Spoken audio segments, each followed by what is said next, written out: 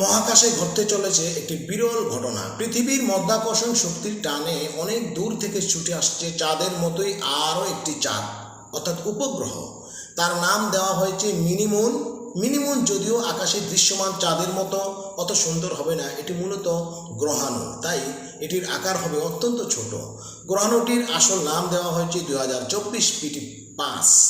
কোনো বিজ্ঞানী এটাকে কোয়ালিসুন বা অর্ধেক চাঁদ বলে উল্লেখ করেছেন। সেপ্টেম্বর থেকে 25শে নভেম্বর পর্যন্ত এটি পৃথিবীর পাশ কাটিয়ে যাওয়ার সময়ে পৃথিবীর মাধ্যাকর্ষণ দ্বারা প্রভাবিত হবে। কক্ষপথে ঢুকে প্রদক্ষিণ করবে 2 মাস ধরে, অর্থাৎ পৃথিবীর 2 নম্বর এই চাঁদটি সাময়িকভাবে পৃথিবীর চারপাশে ঘুরবে।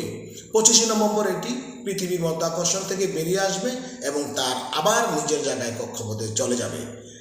আমরা সাময়িক 2 মাসের জন্য তাহলে পৃথিবীতে 2টি চাঁদ দেখতে পাবো।